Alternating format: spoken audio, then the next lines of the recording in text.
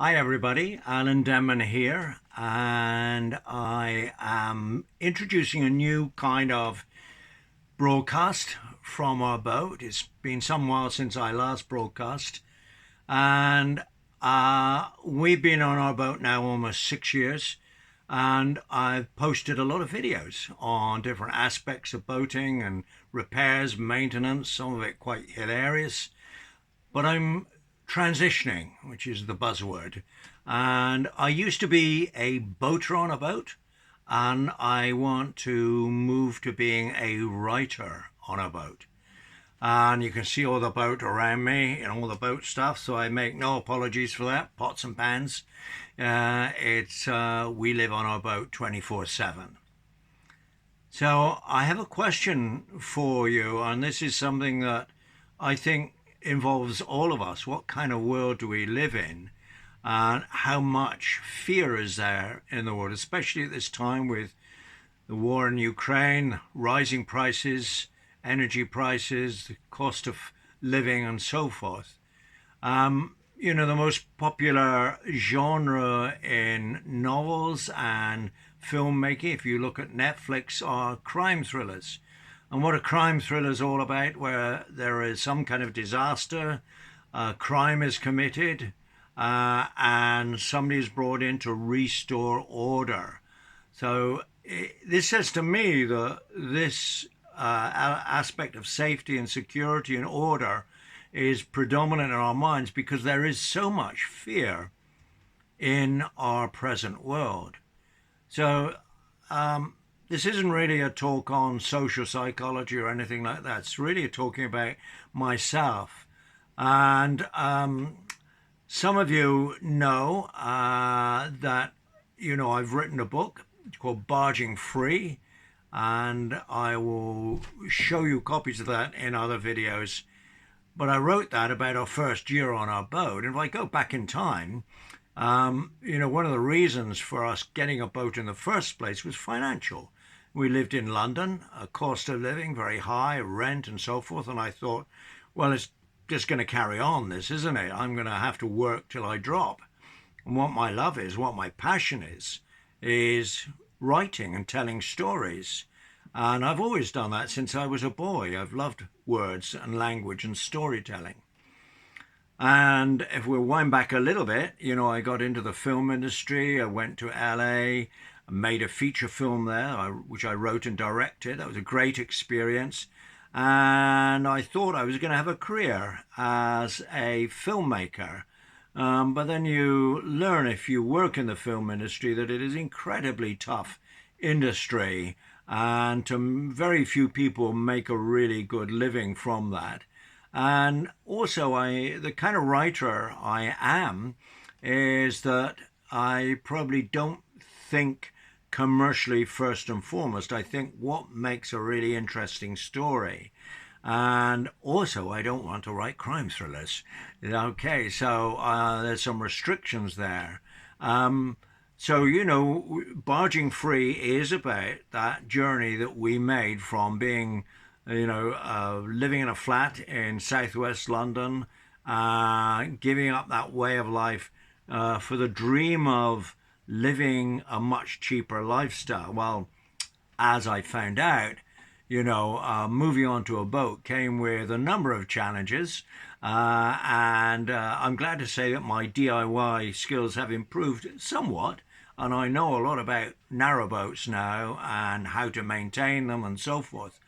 But I don't really see myself as a boater living on a boat. I see myself as a writer living on a boat. So, and it's a kind of fairly unusual environment for a writer to be on a boat. We're on the Thames and we'll probably stay on the Thames for the foreseeable future because it is so expansive here and so beautiful, especially this time of year. So that's my goal. Is I am in the process now of building a career for myself as a novelist. When I got out of the film industry, just to finish that bit of the story, I didn't really ever get out of it because I retained my contacts and everything else, and I did go on making short films. but my focus was on really writing novels. And I'm lucky I'm able to transition from writing screenplays, or screenplay is a very minimalistic sort of form of writing and storytelling, to writing novels. And the difference being is that when you write a novel, and this is very important for all of us, is how much control do we actually have over our careers, over our lives? How much are we controlled, manipulated, and subject to external circumstances? Excuse me. And what I discovered with novel writing is that I still, in a sense, in my head, I'm making a film. I'm creating characters, I'm creating environments, I'm using images, and I do this all on my own. I am self sufficient. Whereas filmmaking is a very, very collaborative process. You need finance from executive producers, you need people to help you make it, you need actors, you need editing facilities afterwards, you need sales and marketing and everything. Um, I'll talk more about novel writing and marketing as well, but that's for another talk. But I have learned also that it is possible to make a living from being a writer, not by going to the big publishing houses, Faber and Penguin and so forth, but by being a self published author and using social media. So I'm in this process of really building a writing career for myself. I'm writing stories that I hope will inspire people, because what I've done in my own life, I've done some extraordinary things. Some people might say, I think my son certainly thought I was a bit crazy at the age of 69 to be buying a boat and living on a boat. I thought, oh, my father's gone bonkers again. They thought I was a bit mad going to LA. But anyway, it's been an adventure. And this is a new kind of adventure for me. And I say to everybody, and this is my message, will be on my tombstone, and that is, do what lights you up, follow your passion, follow your dream. And that is the fundamental message for all of my broadcasts to come. But I'm going to be talking more about story and how it works. I might take a film that I've watched recently. It might be a new film or one that's been around for some while, and I may have some comments on that.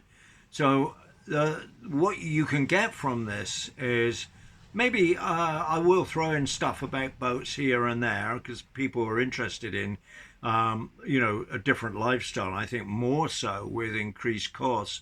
One of our aims, being on a boat, has been to be really as self-sufficient as possible, to live off grid, in other words. So in the summer, we generate all our electricity through our solar panels. We have a water filtration system, so we take water from the river and filter that and use that. So we become pretty self-sufficient and not reliant upon big corporations, which are going to charge us a hefty sum for our resources. So that's in itself is a very interesting journey for people, and I think more and more people are going to get interested in, how to live off grid, how to become more self-sufficient, and so forth, or really maybe out of necessity. But also in terms of story, to think about what kind of stories do we want to see? Because every time you watch a crime thriller, you are, if you're like tickling those synapses of fear in your brain, you're saying this is a very insecure world, a very frightening world, etc. And we know that a film is really, it's an artificial world, and there is no guarantee in real life that order will be restored. But at least we can train ourselves through story. So for me, story is incredibly important in that it actually shapes the way we see reality. So we can either tell inspirational, positive stories, or we can tell depressing, bleak, horrible stories, and we can choose as viewers and readers which we want. But the more conscious you become of how story works, what works for you, what lights you up, the more conscious you are as a reader or viewer, the more selective, the more discerning you can become as well. So this is what you can get from these videos, the broadcasts I'm going to be doing. I'll do one of these a week, and it will be on an aspect of writing, and politics will come into it, and current affairs, and other films and novels that I've read, and what I'm doing at the moment, updates on the boat. This will all go into the mix. But for me, we live in very, very important times, and it's very important that we maintain, I believe, a very positive mindset and don't allow fear to overrule us, that we tell great stories, that we tell stories that lift and inspire us. And that's my intention. So that's what you can get from this. If you're a writer, I'll be giving lots of writing tips and, how do you actually go about writing a story? I had no idea when I began. It was just purely intuitive. If you're a reader, I'll give you guidelines on really what to look for in a good story and what to be able to kind of pinpoint where you feel a story isn't working.